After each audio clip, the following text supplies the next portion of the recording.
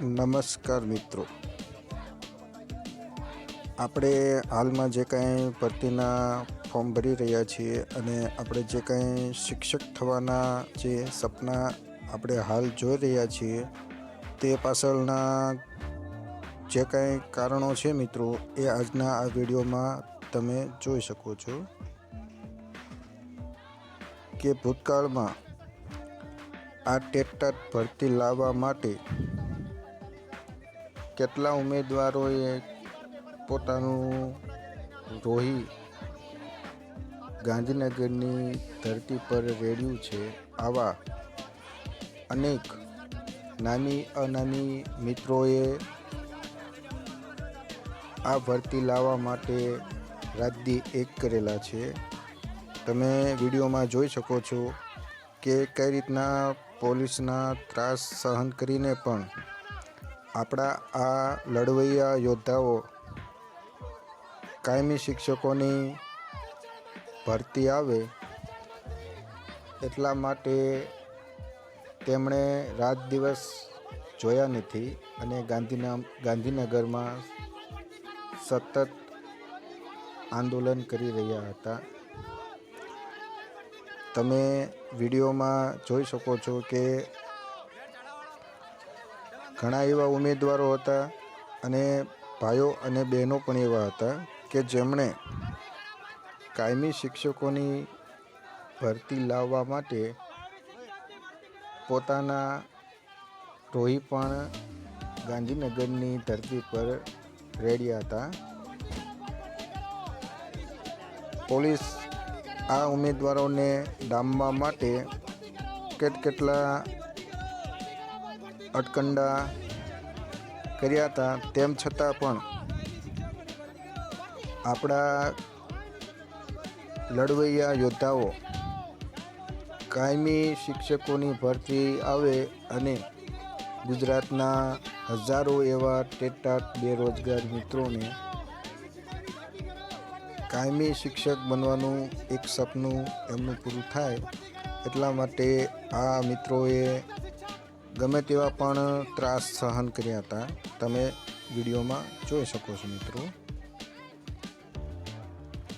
એટલે હાલમાં જે કાંઈ આપણી ભરતી પ્રોસેસ ચાલે છે અને આગામી સમયમાં આપણે એક શિક્ષક પણ બની જવાના છીએ, તો આ મિત્રોને ક્યારેય આપણે એમનું આ ભરતી લાવવામાં જે કાંઈ યોગદાન આપ્યું છે તે તમામ ટેટાટ મિત્રોએ ક્યારેય ભૂલવું ના જોઈએ. બહેનો પણ પોતાના અડીખમ મનોબળ સાથે આ યુદ્ધમાં ટકી રહ્યા હતા. આ બધા સંઘર્ષોના બાદ આપણે આજે જે કાંઈ ભરતી જોવા મળે છે તેવી આપણને આશા પણ નહોતી કે આપણી આ ભરતી થશે. એમાં ઘણા બધા ઉમેદવારોએ આ ભરતી લાવવા માટે સંઘર્ષ કર્યો મિત્રો. એટલે આજનો આ વિડીયો બતાવવાનું મારું એક જ હેતુ છે કે આપણે આ ભરતી સામાન્ય રીતે આપણી ભરતી આવી નથી. બીજી રીતે કહેવું હોય તો આપણે જ્યારે લડ્યા છીએ, આપણા યોદ્ધાઓ રાત દિવસ એક કર્યા ગાંધીનગરમાં અને સરકારને ના છૂટકે પછી આ ભરતી આપવી પડી છે. એટલે આમ જોઈએ તો આ ભરતી સરકાર નથી કરતી, પરંતુ આપણા લડવૈયા અને ટેટાટ મિત્રોએ પણ આ ભરતી લાવી છે એવું કહેવું હોય તો તેમાં અતિશયોક્તિ નથી મિત્રો.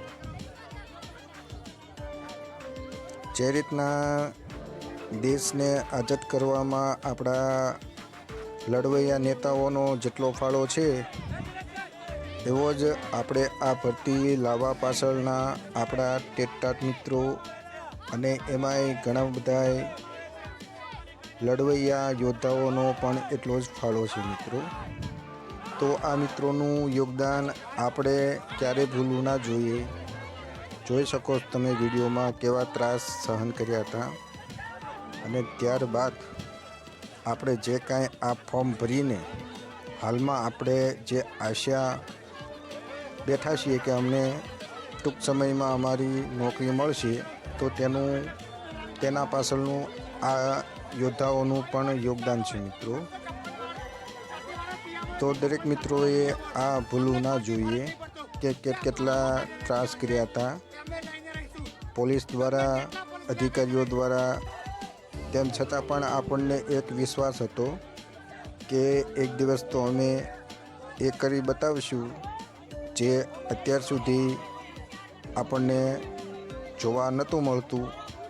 તો આ મિત્રોએ રાત દિવસ એક કર્યા અને ગાંધીનગરમાં સતત ધામા નાખ્યા અને સતત દેખાવો કર્યો, જેના પરિણામે આજે આપણે ફોર્મ પણ ભરી લીધા અને હવે એ આશય બેઠા છીએ કે ટૂંક સમયમાં આપણી જોબ મળશે મિત્રો. તો બસ મિત્રો, આ મિત્રોનું ક્યારેય આપણે ભરતી લાવવામાં જેટલું યોગદાન છે તે ક્યારેય ભૂલવું ના જોઈએ. તો બસ મિત્રો, આજના આ વિડીયોમાં જે કાંઈ આ માહિતી મને એવું લાગી કે આ માહિતી તમારી સુધી પહોંચાડવી પડે, એટલા માટે આ વિડીયો ખાસ બનાવ્યો હતો. મળીએ આવા